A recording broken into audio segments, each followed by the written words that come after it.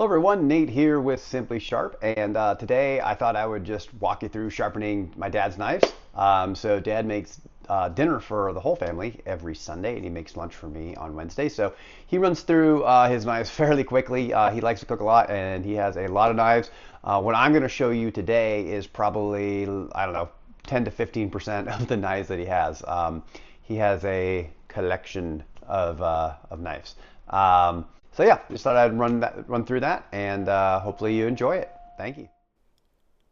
All right. Well, I wanted to just go ahead and show you the knife sharpening process, and as we do that with Dad's knives here, I thought I'd introduce you to a little bit about the equipment that we've got and how we use it.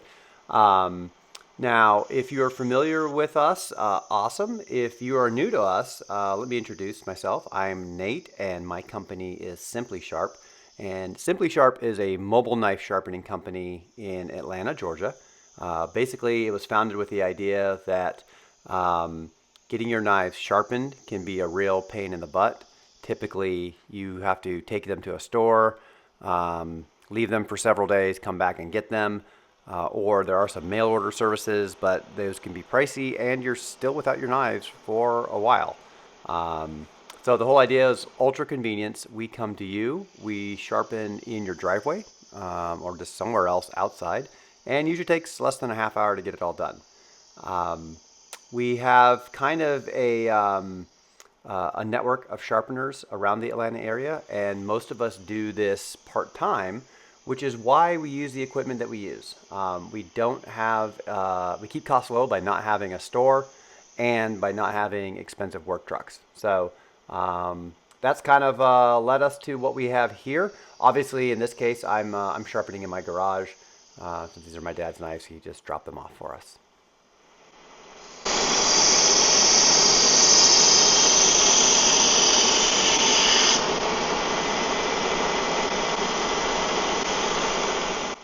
All right, so let's talk about the machines that are making all that racket, and we'll start with the sharpener itself. So this is the Ken Onion Mark II. It is made by a company called Work Sharp, and it is a belt sander specifically made for knife sharpening. It's a very versatile tool. What I really like about it is you can control the speed of the belt. You can control the angle of the belt, so we can do lots of different angle knives, and you can put a lot of different grit belts on it. So this really gives you a lot of flexibility and control over the sharpening process. And it's just a really great tool. The other machine making all the noise, that red box there, that's my dust collector. And one of the things about Simply Sharp is it is kind of a what I call the unfranchise. So this is not a franchise relationship. It's more of like a licensing relationship where the sharpeners don't need to worry about any of the aspects of setting up a business. So they don't have to worry about technology and marketing and booking appointments and all that kind of stuff. We do all of that, and all the sharpeners have to do is show up and sharpen. But that is built that way because the vision is that, hey, this is a great way for people to make some extra money. So whether they already have a day job but just need a little bit of extra income, or whether they maybe are recently retired and need something to do, or maybe need extra money in retirement. That means that most of my sharpeners are part-time, and we do this out of our car to keep costs low and keep everything cost efficient. We don't really invest in certainly not in real estate, but also the work vans and trucks. Those are not cheap. That's quite a bit of expense, especially if you're going to be doing something part time and you're just trying to make extra money. So because of that, people like me, I've got this set up in the back of my car. I've got a cool little setup that you can kind of see going on there. But I don't want all the dust to wind up in my car. This dust is not good for you to breathe. You typically want to be wearing a mask, or for sure being outdoors when you're doing this. Got some good ventilation going on. If you're inside, you definitely want to have some sort of dust collection and be wearing a mask. But you also don't want that dust just to blow into your car and get everywhere, because it will blow up again and get in your lungs, and not to mention make a mess out of your car. So this is a cool little dust collector. I found it on Amazon. pretty cheap, and I'll post a link in the description to where you can get it. But I'm very, very happy with it.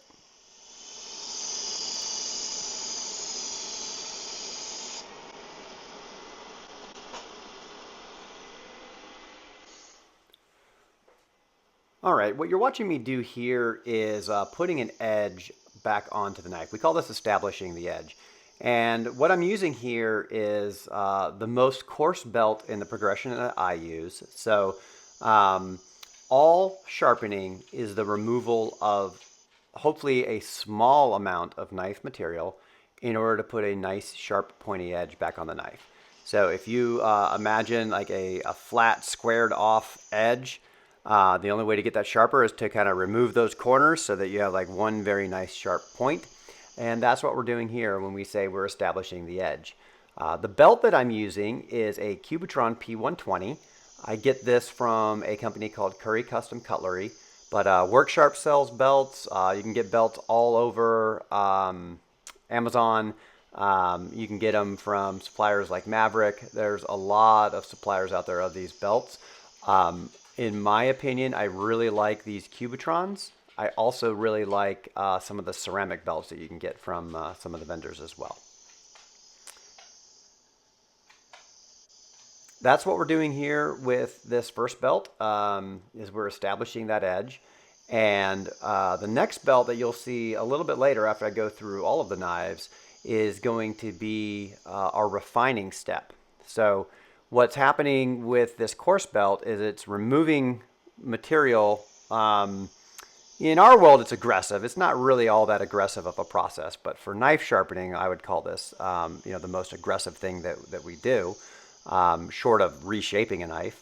But it leaves some pretty big scratch marks in the edge of the knife. And the downside of those scratch marks is that it is going to cause drag as you're doing some sort of slicing. And it's also going to present a lot of additional surface area to the knife and have to have a little bit more jagged of an edge that is going to prevent it from really being able to do something like a push cut, like where you're actually just like pushing down to chop, say, an onion. It's not going to really be all that great of an experience with just this sort of an edge on the knife. So the next thing that we do, we call it refining the edge. And we use another belt. In this case, it's that gray belt sitting up there on top of my dust collector.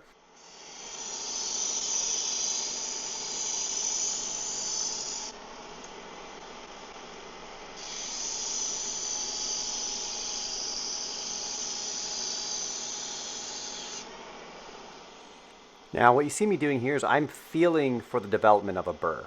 That means I've got that edge on the knife we need. All right, so I'd actually already sharpened these two knives for an earlier video, and then the serrated one we'll do at the end.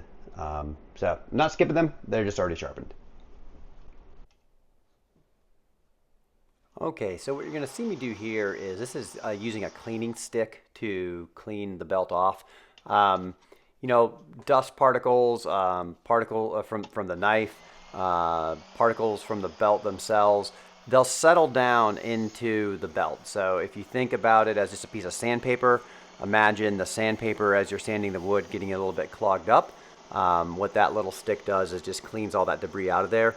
And it really helps the knives cut and last quite a bit longer. And if you are a sharpener and you're finding that, man, my belt still feels okay, but it's not going as fast, or I have to take more passes than I normally do, try using something like that.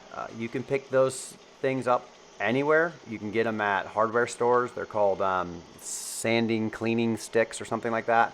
You can get them online from a bunch of different knife sharpening stores. You could also just use the old school kind of pink eraser that you had when you were in elementary school. Like, all of that will work.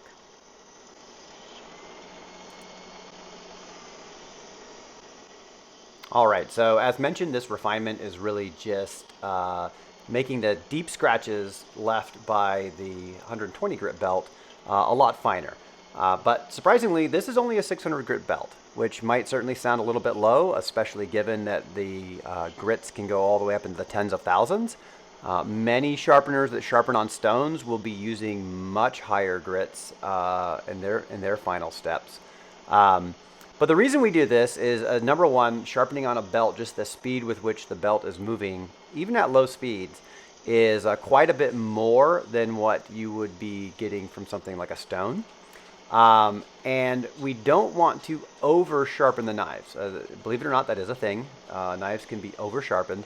And what I mean by that is there's a supremely fine polished edge in there that is actually a disadvantage for most of what you're going to be doing in a kitchen. Having a toothier edge that will kind of help you tear a little bit at the food particles is going to make for a more effective tool than a really, really fine edge that's just going to be sliding across things. So if you're thinking of like a slicing motion, you kind of want a little bit more of, let's say, like a saw blade type effect versus just something that's super smooth that isn't going to grab any of the food that you're cutting and help get through it. So that toothiness is actually advantageous.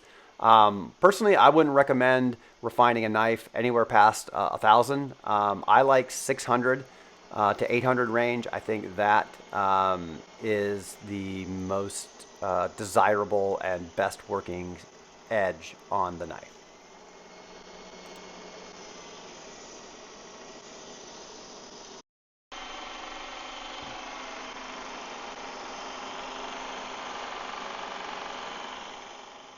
All right, I guess we could talk about another piece of equipment, which is the camera. So as you saw, it kind of stopped filming there for a while. And what actually happened is it got full. So I actually just shoot off of an iPhone. I find that it's super easy. I always have it on me. Camera quality, I think, is pretty fantastic.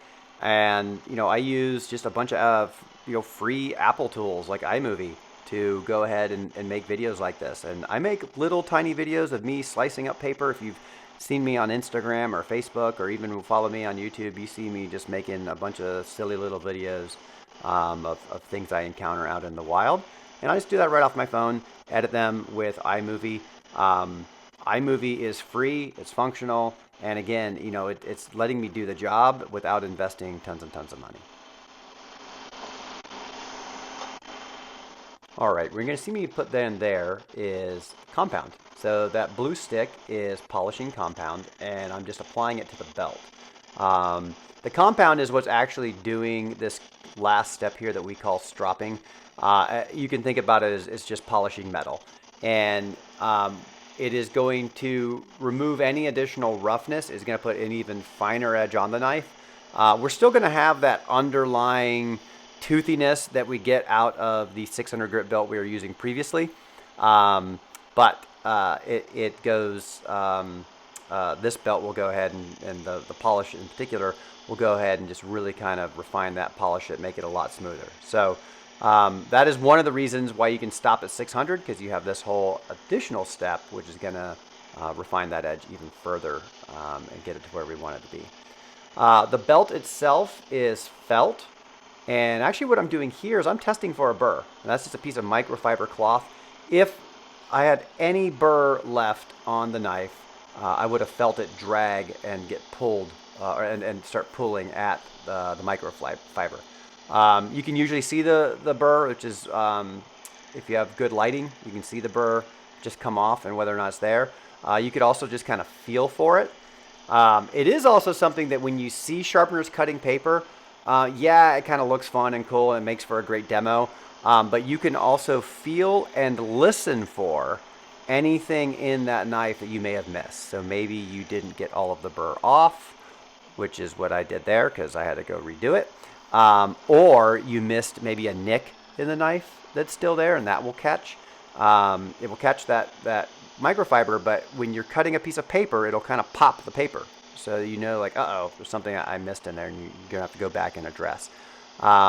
Or, if you still got some burr on there, it's just going to kind of like more tear than cut through it. And again, you can absolutely feel it. You can hear it. Use your other senses if you're a sharpener. You have sight, but you also have hearing and touch. Interestingly enough, sometimes sense of smell comes into play. Now, the stropping is typically done with a leather or denim medium, and in all cases, what the stropping is doing is holding some sort of compound. So it's usually some sort of a solution or a stick. There are many things you can spray on that are actually what's really going on in these compounds is they're extremely high abrasive. So there's a little bit of abrasive in there, but the grit levels would be through the roof. So they're very, very, very, very fine particles that are really just kind of polishing away there.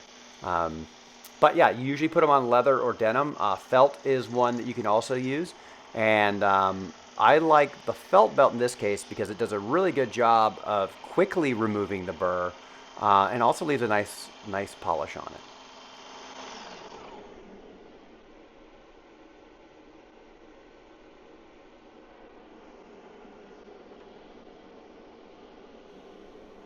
All right, so what I'm doing here is I'm getting set up for sharpening this serrated knife. And what you see here is just a bench grinder. This is just a inexpensive bench grinder from Buck Tool.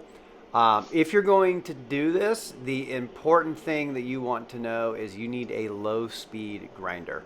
So I think this tops out at about maybe 1700 RPM, something like that.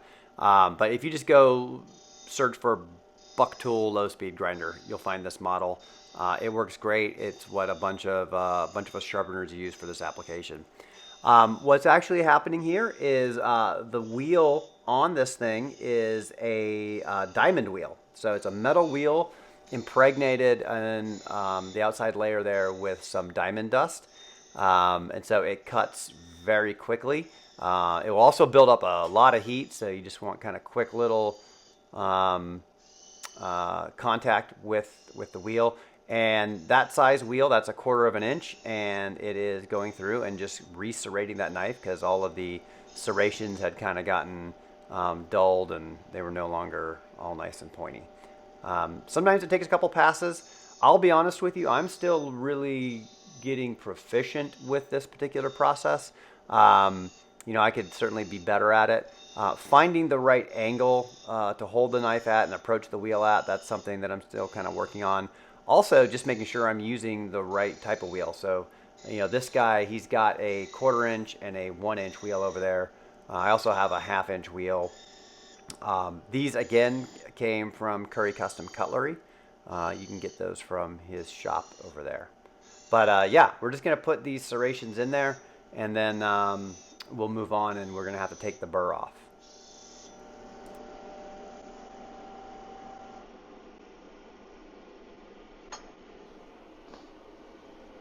All right, so we're going to do the deburring with the canned onion, and I've got that leather belt coating going there, and yeah. As you're going to see, I need a better deburring technique. If you are a sharpener and you're watching this and you want to drop me a comment of a better way to deburr this thing, I would love to hear it. I do know that a lot of people will use a wire wheel or a Scotch-Brite or something like that. But I'm not going to be carrying any of that stuff with me in my car. Really kind of the air filter, the work sharp itself, and I will bring along my my bench grinder that has the diamond wheels that did this. I'll bring those along with me. But man, I really don't have the inclination or desire to bring a lot more. So I would love if somebody had an idea of a nice compact way to do this deburr.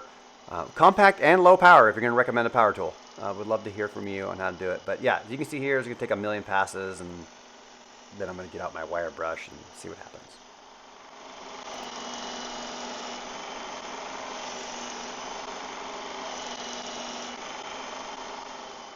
I really enjoy making these videos. I think they're a lot of fun, and I hope that they're useful to people. I'm trying to be helpful. I've learned a lot from others on YouTube and Facebook and other places about knife sharpening, and this is maybe just my little way of helping to contribute and help other sharpeners. And hopefully maybe it's a little bit entertaining too. Maybe seeing different tools, gear, techniques. Maybe you're not even interested in sharpening, but you just like watching some weirdo in Atlanta sharpen his knives.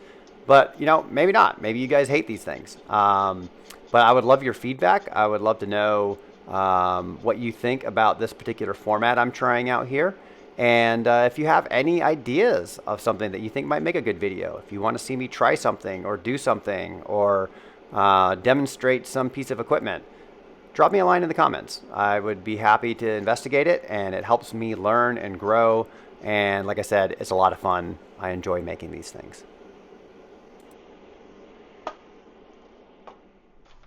All right, well, that's it. Dad's knives are all nice and sharp. So the obligatory paper test here.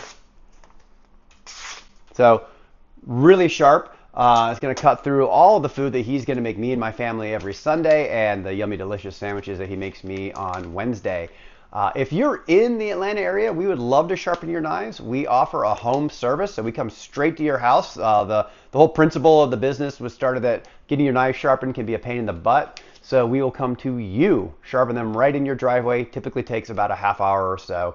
And I've got a wonderful team behind me. I've got Mark, who serves Brookhaven and Chamblee area. I've got Danielle, who's also helping out in Brookhaven, Chamblee. She'll do Dunwoody. She does events around town as well. I've got David, who's down in Midtown and Buckhead and a little bit of Sandy Springs. I've got Chris, who's kind of also Dunwoody, Roswell, Alpharetta, Milton, that kind of area. And then there's me. I cover everything else, and I fill in for those guys when need be. So anywhere, kind of if you draw a pie-shaped wedge of Atlanta, that kind of north side of it, all the way from Marietta over to Duluth, up to about as far as Milton, that's where we'll go. But you can find all of that information and book us online at simplysharpatl.com.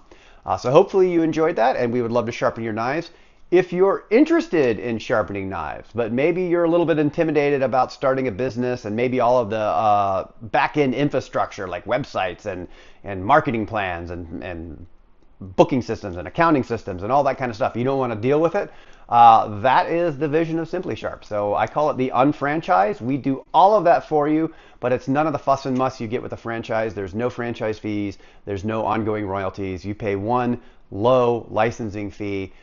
It's designed to be very low risk for everyone involved. But if you just want to show up and sharpen, and I will deal with all the rest, please give me a call. I can be reached at 404-969-5475. Again, thank you, everyone. I hope you have a great day.